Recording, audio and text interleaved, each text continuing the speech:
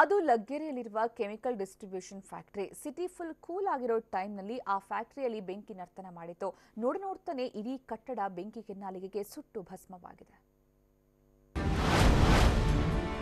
ಬೆಂಕಿಯ ಕೆನ್ನಾಲಿಗೆಗೆ chemical factory ಭಸ್ಮ.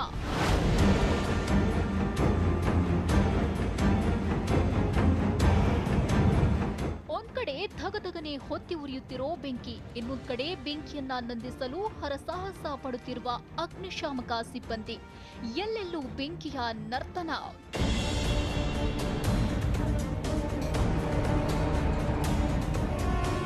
ಇವೆಲ್ಲ ದೃಶ್ಯಗಳು ಕಂಡು ಬಂದಿದ್ದು ನಗರದ ಲಗ್ಗೆರೆ ಬಳಿ ಇರುವ ಎಂಇಐ ಕಾಲೋನಿಯಲ್ಲಿ. ಹೌದು, ನಿನ್ನೆ ರಾತ್ರಿ 10 ಗಂಟೆ ಸುಮಾರಿಗೆ ಕೆಮಿಕಲ್ ಸ್ಟಾಕ್ ಇರುವ ಕಟ್ಟಡವೊಂದರಲ್ಲಿ ಬೆಂಕಿ ಕಾಣಿಸಿಕೊಂಡಿದೆ. ಪರಿಣಾಮ ಕೆಲವೇ ನಿಮಿಷಗಳಲ್ಲಿ ಇಡೀ ಕಟ್ಟಡಕ್ಕೆ ಬೆಂಕಿ ಆವರಿಸಿಕೊಂಡಿದೆ. ನೋಡ್ತಿದ್ದಂತೆ ಗಣೇಶ್ ಕೆಮಿಕಲ್ಸ್ ಅನ್ನೋ ಕಂಪನಿ ಸುಟ್ಟು ಭಸ್ಮವಾಗಿದೆ. ಕಂಪನಿಗೆ ಸೇರಿದ ಟಾಟಾ ಏಸ್ ವಾಹನದಲ್ಲಿ ಕಾಣಿಸಿಕೊಂಡ ಬೆಂಕಿ ಕಿಡಿ ಕಟ್ಟಡಕ್ಕೆ ತಗುಲಿ ಈ ಘಟನೆ ನಡೆದಿದೆ ಎನ್ನಲಾಗಿದೆ. ಟಾಟಾ ಏಸಿ ಹತ್ಕೊಂಡಿತ್ತು. ಗ್ಲಾಸ್ ಹೊಡೆದು ನೀರು ಹಾಕಕ್ಕೆ ಹೋದಾಗ ಸ್ವಲ್ಪ ಗ್ಲಾಸ್ ಕೈಗೆ ಯಾರಿಗೂ ಏನು ತೊಂದರೆ ಏನಾಗಲ್ಲ. ಮತ್ತೆ ಅಷ್ಟು ನಮ್ಮ ಬಾಸ್ಗೆ ಫೋನ್ ಮಾಡಿ ಬರೋಕ್ಕೆ ಹೇಳಿದೆ ಅವ್ರಿಗೆ. ಅಷ್ಟೊಂದು ತಲೆ ಜಾಸ್ತಿ ಹತ್ಕೊಂಡ್ಬಿಟ್ಟಿರ್ತಾರೆ.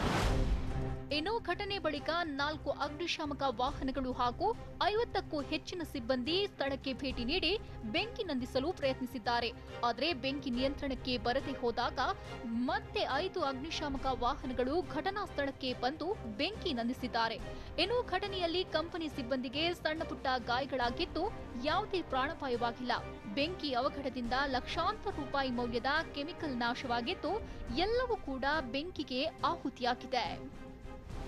ಲ್ಯಾಬೊರೇಟರಿ ಕೆಮಿಕಲ್ ಅದು ಮೋಸ್ಟ್ಲಿ ಇದಾಗಿರ್ಬೋದು, ಶಾರ್ಟ್ ಸರ್ಕ್ಯೂಟ್ ಆಗಿರ್ಬೋದು. ಎಷ್ಟೊತ್ತಿಗೆ ಆಗಿರುತ್ತೆ? 10 ಗಂಟೆಗೆ ಆಯ್ತು ಸರ್. ಏನು ನಿಮ್ಮ ಮನೆ ಒಳಗಡೆ ಇದ್ರಾ? ಇಲ್ಲ, ಮನೆಯಲ್ಲಿ ಇರಲ್ಲ, ಯಾರು ಇರಲ್ಲ. ಗೋಡೌನ್ ಮಾತ್ರ ಅದು, ಆಫೀಸ್ ಮಾತ್ರ. 5 ವರ್ಷದಿಂದ ಇದೆ. ಸದ್ಯ ಘಟನೆ ವೇಳೆ ಕಟ್ಟಡದೊಳಗೆ ಯಾರೂ ಇಲ್ಲದೆ ಇರೋದ್ರಿಂದ ಅದೃಷ್ಟವಶಾತ್ ಯಾವುದೇ ಪ್ರಾಣಾಪಾಯವಾಗಿಲ್ಲ. ಅಗ್ನಿಶಾಮಕ ದಳದ ಡಿಐಜಿ ರವಿಕಾಂತೇಗೌಡ, ಉತ್ತರ ವಿಭಾಗದ ಸಂಚಾರಿ ಡಿಸಿಪಿ ಡಾಕ್ಟರ್ ಸುಮಲತಾ ಸ್ಥಳಕ್ಕೆ ಭೇಟಿ ನೀಡಿ ಪರಿಶೀಲನೆ ನಡೆಸಿದ್ದಾರೆ. ಗೌತಮ್, ಟಿವಿ9 ಬೆಂಗಳೂರು.